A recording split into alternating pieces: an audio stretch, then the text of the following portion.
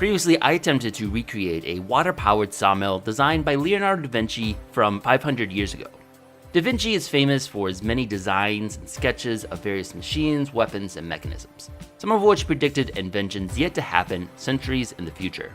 But drawing a rough sketch machine that can work in theory and then turning it into a mechanism that runs continuously and smoothly is a whole other challenge. At the end of my previous sawmill video, I was able to establish a basic proof of concept. The Da Vinci's design worked and the water-powered sawmill would cut. But in the end, we only achieved a few inches of cut lumber before my artificial river ended up breaking. In this video, I'm going to explore the difficult process of trying to turn this concept from theory to practical reality and troubleshoot all the problems with the mill until I can successfully achieve a complete cut piece of lumber. Perhaps the best way to figure out how to make a working sawmill is to visit a working sawmill. So I did that. I actually did this a few years ago when on a whim on vacation I was able to just barely catch the end of the demonstration of a working water-powered sawmill near Mackinac, Michigan.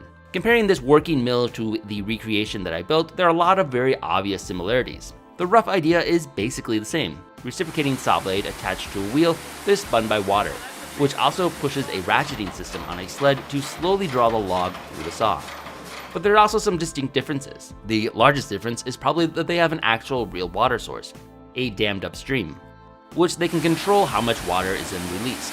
And when they open it up, a ton of water comes flowing through, spinning their wheel like crazy. They have a little bit different design of a water wheel, which provides a much higher spin to theirs, and it's connected to a vertical axis with a geared connection to the actual saw. Their saw is huge compared to mine and has a large, distinctively shaped hooked teeth. When powered, it is quite fast and forceful owing to all the water flow they have at their disposal.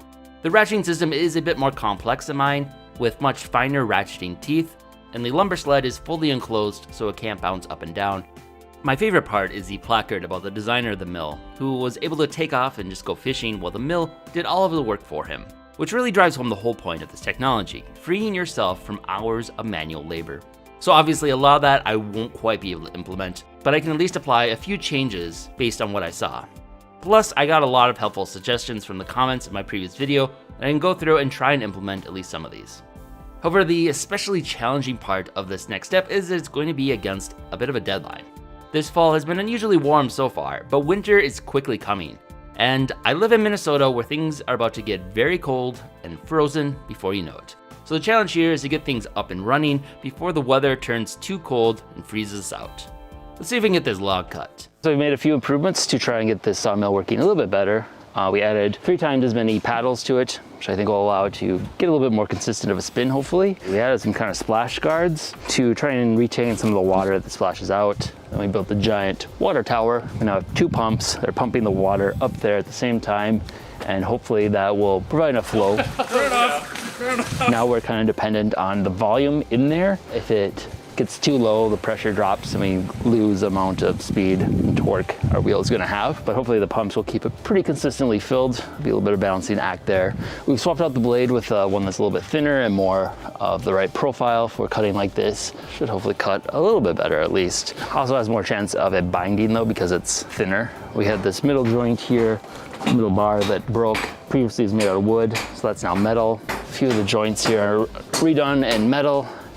And we thickened up some of the wheels so it stays on the track a little bit better. So I just have a ratchet on here for now. Eventually we want to figure out the dog system for holding it in. Just for testing purposes, we have the ratchet on there so we can get in nice and tight. I think we're looking pretty good to doing some more test runs and hopefully we can have some success. I think we're going to do it without the ratchet system first, figure out the cutting and how much pressure we actually need to put on there, and then figure out how to time it with the ratcheting so it isn't going too fast or too slow and we're just getting a good consistent cut. So I think we'll turn it on, see what happens.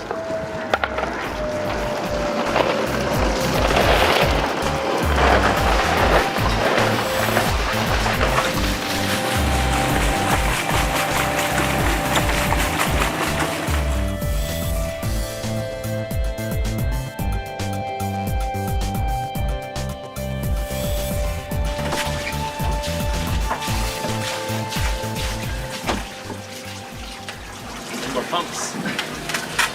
More pumps! This video is sponsored by Trade Coffee. Trade connects you to the best coffee from the nation's top roasters and delivers them right to your door. Maybe you prefer the dark, savory notes of chocolate and marshmallows or the bright pick-me-up of a light roast. You can now find out with Trade Coffee. Maybe you can't travel to the mountains of Mexico to cultivate your next cup by hand, but you can still tour the globe and taste the difference. So how does it work? Step 1, take the quiz. Answer questions about how you like your coffee, and Trade will curate matches just for you. Step 2, delivered right to your door. Choose your delivery frequency and it'll appear at your doorstep, delivered at peak freshness. Step 3, rate and repeat. Rate your matches so Trade can continue to delight you with coffees you love. Trade uses sustainable and compostable packaging to ship their coffee in because they love the earth. Trade guarantees you'll love your first coffee. If you don't, they'll ship you out a different bag for free. Just take the quiz by clicking the link in the description to get started. Free shipping is included, also free coffee. Use the link in the description to get your first bag from Trade Coffee for free. Explore the best coffee in the country with Trade. All right, so we're on second or third day now trying to get this to work, and ended up forgoing the water tower. Ended up causing more difficulties just because the rate of flow would change as the volume of water in it would have a different amount of pressure, so we'd have to kind of adjust as we go. And it all just seemed to come down to the same problem of getting a consistent flow of water back in there as fast as we were using it. We also had trouble getting it up that high, so lowering it a little bit lower and going directly into the spout again made things a little bit better. So we have 2 pumps now going and powering it. We've been able to get a pretty consistent flow, and with all the kind of splash guards, we're still losing some water, but we are pretty good supply. I think the first time we did this, it ran itself out in less than an hour, and you had to basically refill it from all the water splashing everywhere. So we got a pretty consistent flow of the river. It does seem to struggle at some points that maybe another third pump might help overcome and add a little bit more torque. But beyond that, we've been sawing pretty much most of the day, and it's been very simple. We don't really have to babysit it anymore. We got a pretty decent flow, but a few issues that came up, not having much success with the ratchet. And we went to a weight system, and trying to get the right amount of weight and pull on it, keep it advancing and cutting at a decent speed is a real challenge. Kind of check up on it every once in a while and give it a little push, but if you push just a little too hard, it'll bind up and the wheel will stop, the cart will lift up, and I'll have a lot of issues. We're able to get an inch in 10 minutes. It's still pretty slow, and it's a pretty slow process. Still have a lot of issues to still work out. The saw blade is cutting a little bit crooked. I think there's just not enough tension holding it tight. So I might need to add like a threaded rod or something to be able to really crank it tight. Unfortunately, because the saw blade does not go the full frame, we weren't able to put wedges in there to hold it extra tight. So we have a little bit of a drift to the cut, unfortunately, which I was not expecting with the sawmill. I thought it would actually be just default to straight, but I guess kind of the same issues you run into doing it by hand you run into with the sawmill. We're making a lot more progress, but it's still very slow.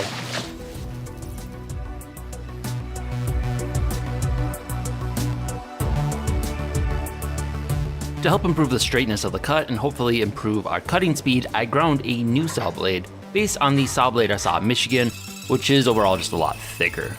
This blade is a lot more aggressive. Hopefully I can capture enough torque to fully utilize it. Ow! I think it's sharp.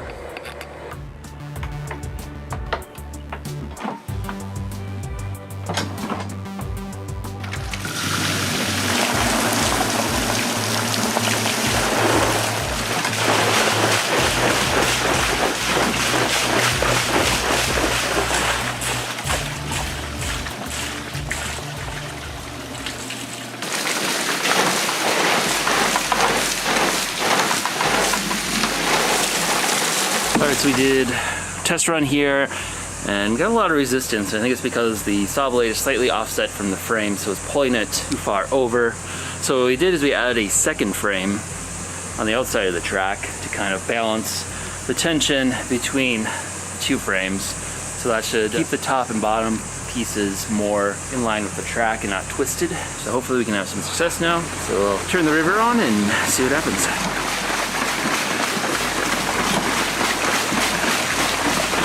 It's a lot better. Think that did it? Pulling it in.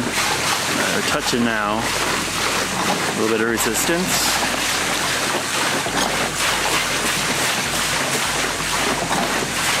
Good so far. A little bit more resistance.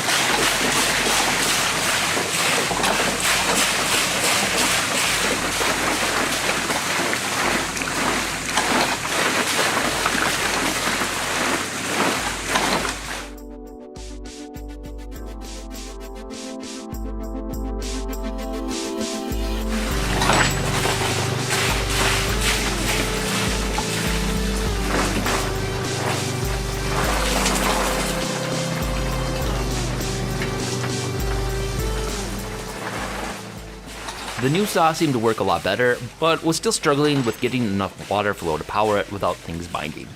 So might just take a couple more tweaks and we can get this thing running. We may have overwatered your lawn a little. And my dirt.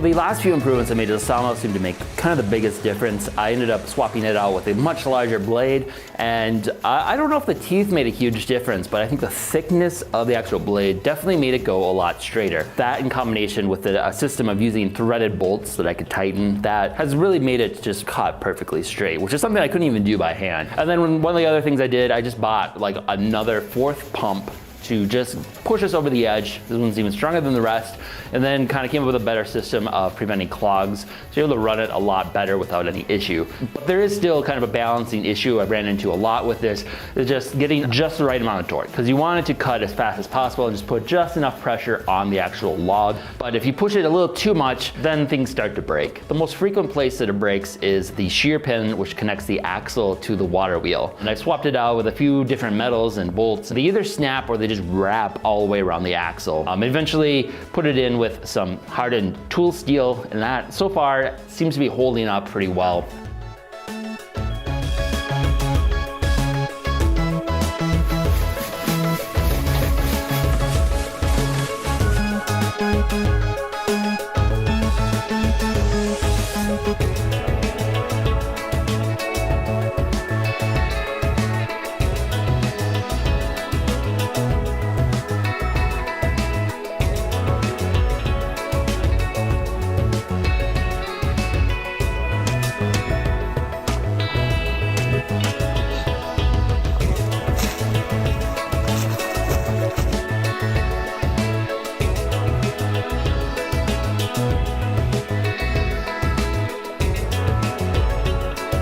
And in the end, it took about 6 hours to cut the full cut. That's once you subtract all the breakages and fixing and tweaking, which overall is not that bad. It's definitely slower than doing it by hand. We did a 3-man team to hand cut a saw, swapping out with each other. That took us 3 hours. So it's about half the speed as a 3-man team, but when you factor in how many man hours that actually is, it's a bit different. That's 3 hours times 3 people versus 6 hours times 0 people. So it's still a little bit of an experiment to find the right amount of tension to put on it. But the weight system right now seems to work pretty good. It's easy to adjust. Never really got the ratchet system to work perfectly. It always just seemed to just put too much pressure, bind it up, and cause it to break. It took over a month now of just tweaking again and again and again to try and get things working. I think with more water and more force, we could definitely get this up to be faster than a handsaw. Every cut after that, when cutting the lumber, should go quicker like it did when I did it by hand, just because there's less material. So there's a lot of expense to this very first cut that we did. Ballpark, it was 126 hours of labor between 3 people to build the sawmill, and then it was probably 48 hours of tweaking to get it running smoothly as it is now, and then let's say roughly $500 worth of materials to build everything, all the wood, all the nails and the metal for that, the axles. It's about $2 grand to get that very first cut to the sawmill. But the second cut will be pretty much free. So our backup plan, if we couldn't get like a river to actually flow and power this, was, maybe do something really drastic. A lot of people suggested like we build this giant human-powered hamster wheel to power it. And fortunately, we didn't have to do that, because like that'd take a lot of work to build one of those. So good thing we didn't have to do that. But anyways, that's actually gonna be a video coming up here pretty soon. Uh-oh. It's very satisfying to get this very initial step to the Industrial Revolution. Hopefully we can get to the steam age here in not too long. So thanks again for watching. Thank you to all my supporters on Patreon. See you later. If you enjoyed this video, be sure to subscribe and check out other content we have covering a wide variety of topics. Also, if you've enjoyed these series, consider supporting us on Patreon. We are largely a fan-funded channel and depend on the support of our viewers in order to keep our series going. Thanks for watching.